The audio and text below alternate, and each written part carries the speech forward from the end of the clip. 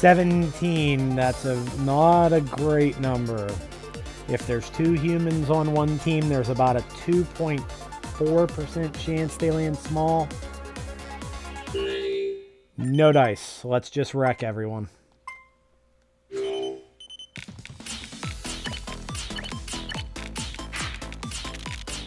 Somebody left on green before the match started.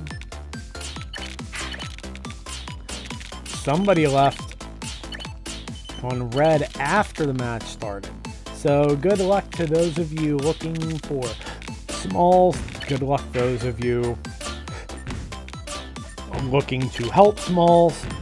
Okay, now if you look on my screen, if you're able, for those who aren't in game or actually are playing slowly enough early to watch this, if you see one above the stack my cursor is on, that blue player's second row, third from the right, they built a 4-wide and they're on attackers. That player is very likely to be an issue late. So given we know that, we're not going to attack them right now because you're not going to DPS through... You're not going to DPS through a 4-wider when they're getting 3 seconds to respond to attacks.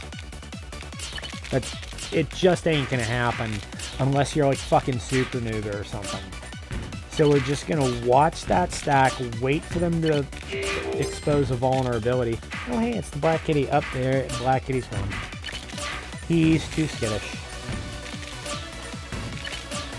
Well, now it's easier to track that player down because they have 1.5 badges, which is pretty much damn near tied for the badge lead. I have 2 badges, they have 2 badges. So if they were smart, they're keeping an eye on me. I'm keeping an eye on... Oh, fuck me. That's not good. That's not good. You know what? That's okay now. We got out of it.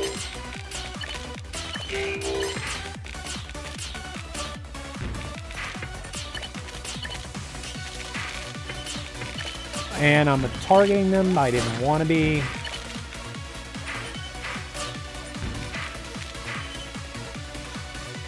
They are still on attackers. They're hitting 3 people. I'm going to hit them because that other player was hitting them on attackers to gank that kill. I'm going to try and gank that kill so they don't get any stronger, which we did. Gank that kill so they don't get any stronger, which I did. So, like, I'm watching who their attackers are hitting and then actively going to hit that player so I get the last hit so they don't get the benefit of it.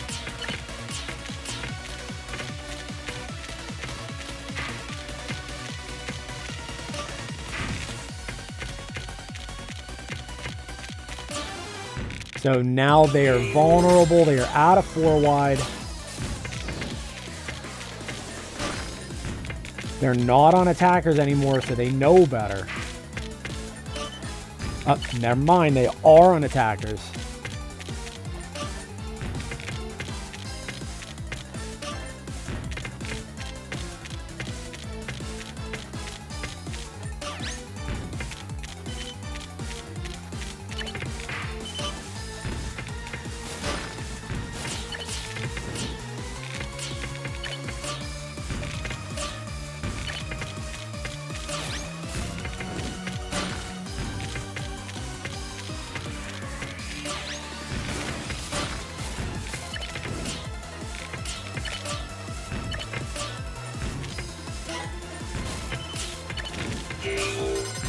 And that the strong threat on green is out, while that player was already almost dead on blue. We send the last spike, and that should realistically do it. GG. How can you tell who's on attackers? The answer to that is, if you watch one player and you see them shooting out multiple beams of light that are hitting multiple targets, the only possible way for that to be happening is they're on attackers. Otherwise, KOs is only hitting, well, in modes that have KOs. KOs is only hitting 1 person. If you were in a regular game, random could only hit 1 person. Badges could only hit 1 person. Going and hitting a team color to target only hits one person, and hitting, if you're manually targeting, you're only hitting one person. That is the only way you can multi-hit. So if, like, what you'll see me do, and I mean fucking constantly, if I am in a game and there's multiple strong players, and I find one person that is not on attackers, I will use that as basically my decoy player, and I target them when they're not, when I'm not hitting the strong player. So it's like, target the strong player, hit them, move back to the decoy. Hit the target again, move back to the decoy. Back and forth and back and forth and back and forth. So that way the strong player never actually gets the benefit of me being locked on them, and the player that I am locked on isn't actually using the fact that I'm locked on them to the fullest of their potential, because they're not on attackers.